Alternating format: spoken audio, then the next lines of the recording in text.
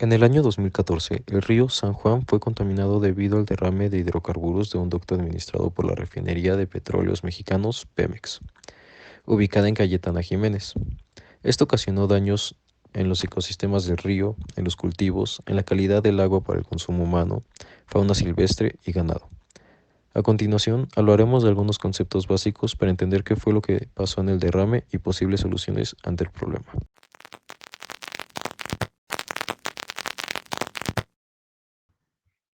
El petróleo cuenta con varios hidrocarburos.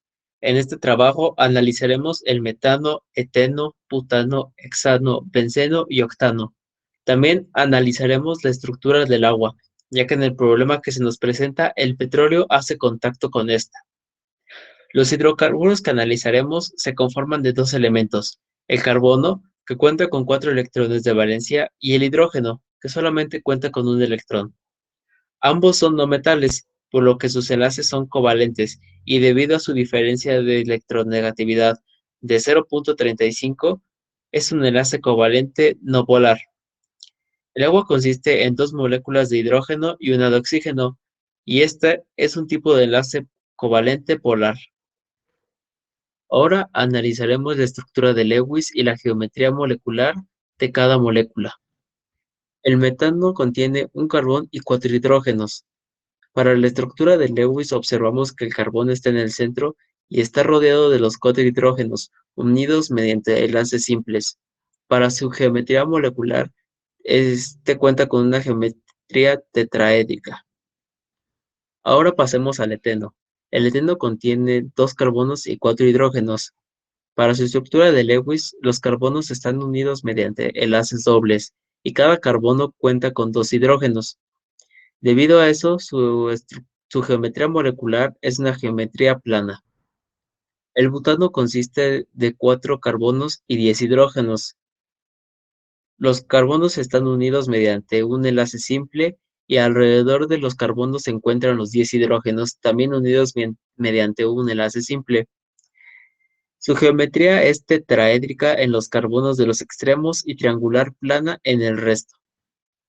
El hexano cuenta con 6 carbonos y 14 hidrógenos, y al igual que el butano, los carbonos se unen mediante enlaces simples y alrededor de ellos se encuentran los hidrógenos, también unidos mediante enlaces simples.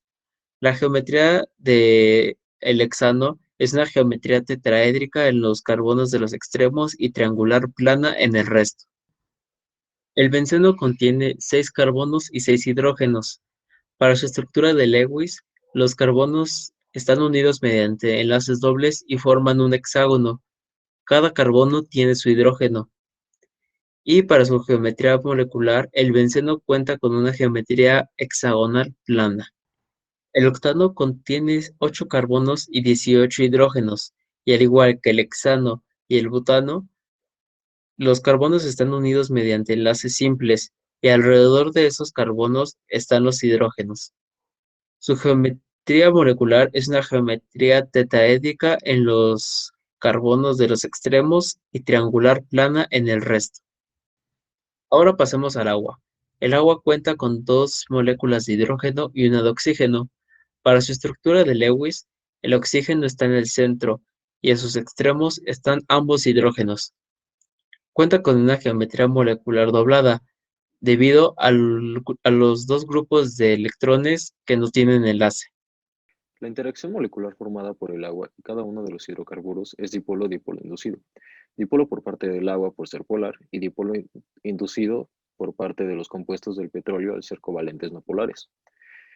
El agua a una temperatura de 0 a 100 grados centígrados se encuentra en estado líquido, mientras que el metano, etano, butano y octano se encuentran en un estado gaseoso a 25 grados centígrados, debido a que sus fuerzas intermoleculares son de dispersión, a diferencia del benceno y el hexano, que son líquidos.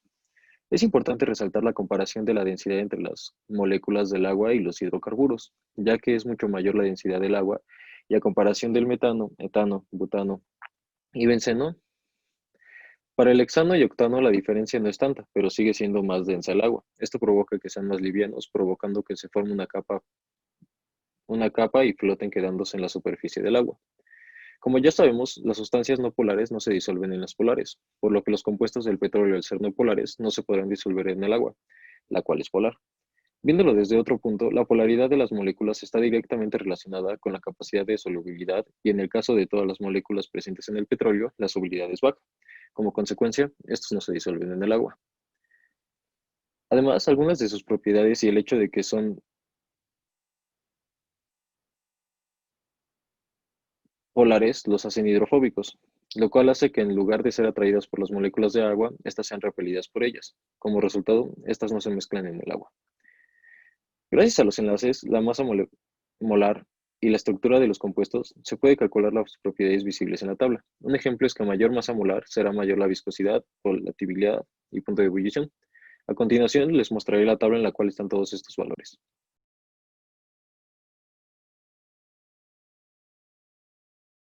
El petróleo es un líquido inflamable y aceitoso de origen natural que se compone principalmente de una mezcla de hidrocarburos como metano, butano, hexano y benceno. Tiene un punto de ebullición aproximada de 95 grados centígrados y una densidad aproximada de 719.7 kilogramos por metro cúbico. El agua es un compuesto formado por un enlace covalente polar con dos enlaces sencillos y tiene una fuerza intermolecular de tipo puente de hidrógeno.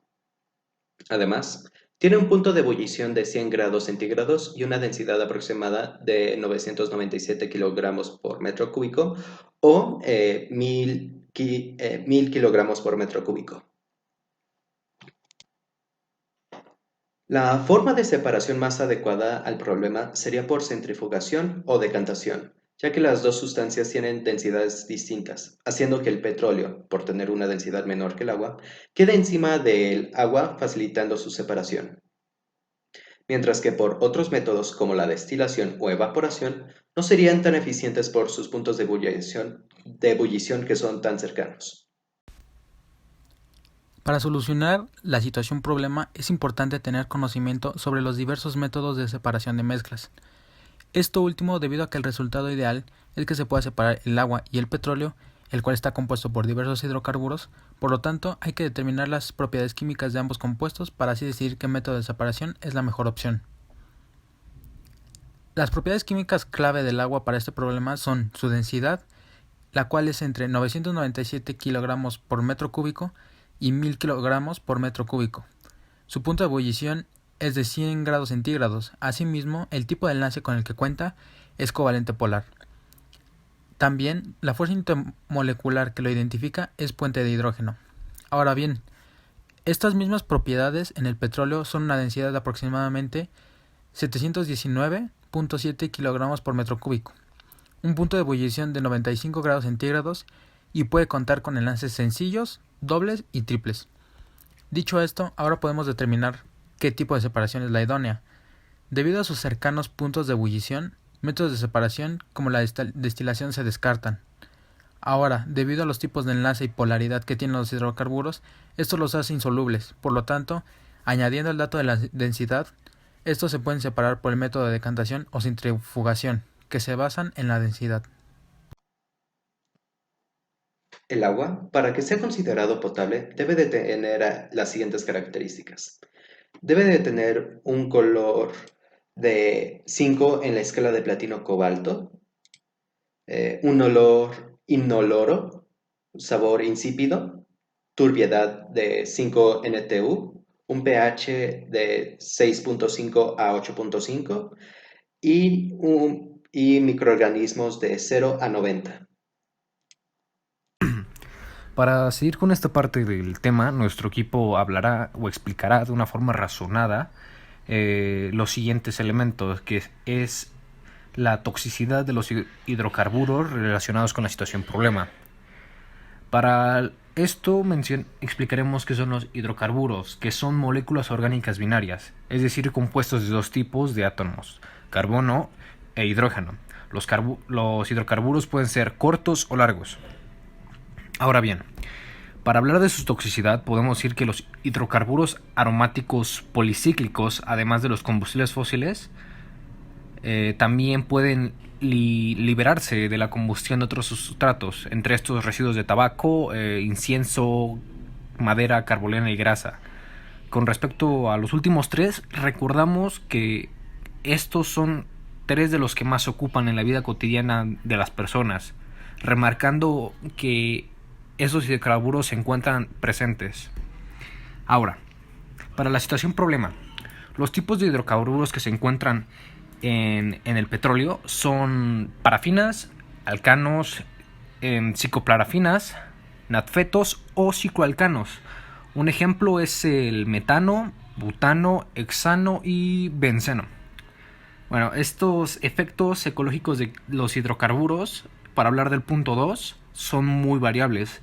Esto depende de diversos factores, tales como la composición química del hidrocarburo, el tipo de sedimento afectado, la época del año en que se encuentre, con los ciclos reproductivos o migratorios de las especies presentes.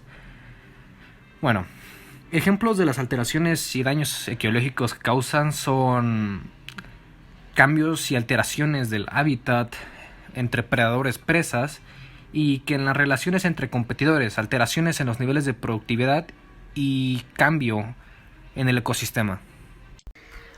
Ahora bien, para explicar la situación problema de que qué ocurriría si un humano lo consumiera, podríamos decir que, primero que nada, remarcando que la composición es de un 50-98% de hidrocarburos, podemos marcar que el arsénico, cadmio, zinc, mercurio, plomo, vanadio y aminato son principalmente venenos que, si se ingieren, es muy posiblemente que sufra padecimientos muy graves la persona. Entonces, si juntamos todo eso, es prácticamente una muerte asegurada. El derecho al medio ambiente se instituyó en el texto del artículo 4 constitucional en 1999, estableciendo que toda persona tiene derecho a un medio ambiente adecuado para su desarrollo y bienestar. Y por definición, el medio ambiente es nuestro entorno y nuestra vida. Su calidad depende de la vida del planeta. El cuidado del medio ambiente es una responsabilidad compartida que requiere involucramiento y apoyo de la ciudadanía. Ahora bien, el derecho del agua no está reconocido expresamente como un derecho humano independientemente en los tratados internacionales de los derechos humanos. Estos comprenden obligaciones específicas en relación con el acceso a agua potable.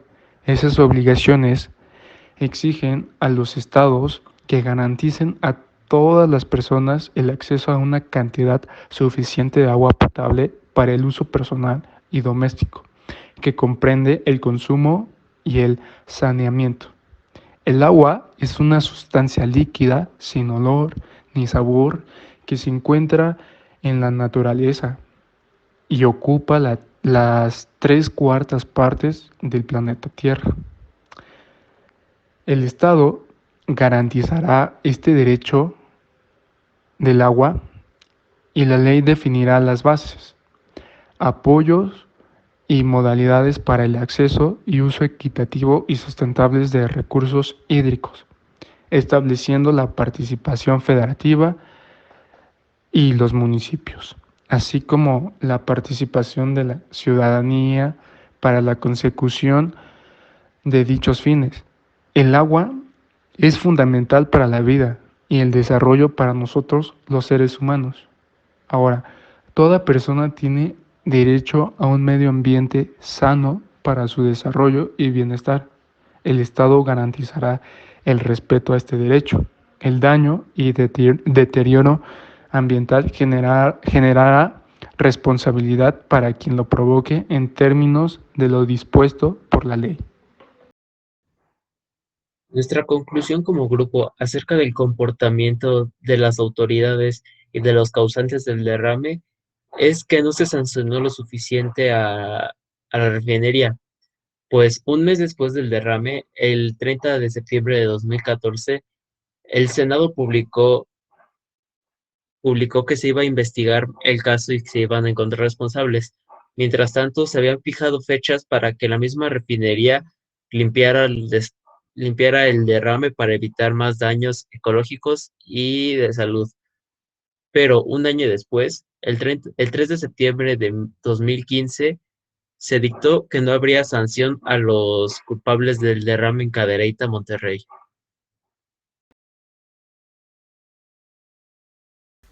Para mi reflexión, puedo decir que la situación problema nos ayuda a pensar un poco en cómo afecta los derrames de petróleos hacia el medio ambiente y cuáles son sus consecuencias. Podemos decir esto dado la toxicidad de los hidrocarburos presentes en el petróleo, y también podemos decirlo por otras tantas cosas, dado que también no solo nos afecta a nosotros, como ya hemos mencionado, sino que le afecta a la fauna y los alrededores, los animales también incluidos. Ahora, este impacto no social y también ambiental es muy grave, si lo ponemos pensando así. ¿Por qué social y ambiental? El ambiente principalmente, como mencionamos, afecta a la flora y fauna. Y ahora el social es porque teóricamente afecta a las regiones que se basan en pesca. Entonces esto también afecta a su economía y hace que estos se vean muy afectados. Para concluir en pocas palabras, los derrames de petróleos no son buenos y deberemos evitarlos. Bueno, y también queda mencionar que si nos ponemos a analizar de una forma razonada, todos los seres humanos, por derechos humanos, tienen derecho a una comunidad donde tengan agua y un medio ambiente sano. Esto porque si no, estarían infringiendo su calidad de vida. Además, el Estado mexicano, según el gobierno, se ve la necesidad de mantener a salvo a sus habitantes, no importa si estos sean extranjeros o no, debido al primer párrafo del artículo 1 de la Constitución, que establece que las obligaciones del Estado en materia de derechos humanos, el cual explica y señala las obligaciones de promover, respetar, proteger y garantizar los derechos humanos, y por el otro las de prevenir, investigar, sancionar y reparar las violaciones a los derechos humanos en los términos que establezca la ley. Finalmente, pienso que el problema de derrame de hidrocarburos por las refinerías debe ser atacado de inmediato. Estos derrames causan problemas ambientales de una enorme magnitud. Unos ejemplos es el daño a la fauna y a la flora. A su vez, la calidad del agua para el ser humano disminuye. Esto último puede causar grandes problemas a la salud de los ciudadanos. Por lo tanto, hay que implementar soluciones de manera rápida y eficaz. Por ejemplo, la solución inmediata es la separación de ambos compuestos, algo factible debido a las propiedades de cada uno. Los dos métodos que pueden usarse en este problema es la centrifugación y la decantación. Ahora bien, una solución a largo plazo que pienso que en el país debe ser implementada es el inicio del uso de energías renovables. Pienso que es tiempo de dejar atrás el uso de hidrocarburos y la quema de estos mismos, y empezar a usar energías renovables de acuerdo a las capacidades geográficas que tiene México. El agua es un recurso indispensable para cualquier ser vivo que todos necesitamos para nuestras funciones diarias. El agua potable es fácil de contaminar y tiene que pasar por varios procesos en su purificación para que ésta sea considerada potable. Existen alrededor de 780 millones de personas sin acceso a una fuente limpia de agua, y es por eso que la ONU puso a el agua limpia y saneamiento como un derecho humano y una meta de los Objetivos de Desarrollo Sostenible para el 2030.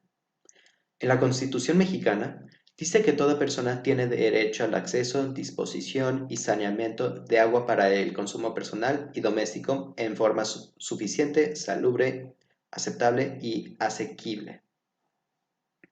El Estado garantizará este derecho y la ley definirá las bases, apoyos y modalidades para el acceso y uso equitativo y sustentable de los recursos hídricos, estableciendo la participación de la Federación, las entidades federativas y los municipios, así como la participación de la ciudadanía para la consecución de dichos fines. Pues tanto como una reflexión nos ayudaría a nosotros y a las personas que trabajan en la refinería para que ellos también reflexionen y analicen pues el daño que pueden llegar a ocasionar en el río o incluso en el mar. ¿Por qué? Porque en el mar o en el río hay muchas especies vivas que, que por un derrame de petróleo llegan a morirse, llegan a extinguirse, por así decirlo. Entonces, mi equipo y yo buscamos, analizamos e intentamos hacer una solución para ver cuál es el grado de toxicidad de las sustancias que están presentes en el petróleo y cuál sería el impacto ambiental si las sustancias actúan como contaminantes, y también desarrollar los hidrocarburos que están dentro del petróleo o de las sustancias químicas. Estos derrames de hidrocarburos causan un gran impacto negativo ambiental y al ecosistema de la zona, además de afectar la salud de la población, el agua y los suelos. Y aunque los daños ocasionados por el derrame ya no son visibles físicamente, la refinería sigue expulsando al exterior aguas residuales, las cuales seguirán provocando efectos negativos, por lo que pienso que se le debe dar una solución lo antes posible, para que haya un correcto manejo de sustancias de su parte. Por otra parte, pienso que los procesos de centrifugación o decantación son los mejores para limpiar las aguas contaminadas por hidrocarburos. Bueno, mi reflexión sobre este caso es que se tienen que cuidar el medio ambiente y al ser la extracción del petróleo algo que pueda afectar a esta, debería estar mejor regulada, pues este no es el único caso de derrame de petróleo que tenemos en México o en el mundo. Si la reguláramos, si los regulamientos fueran más estrictos, se minimizarían al máximo estos derrames.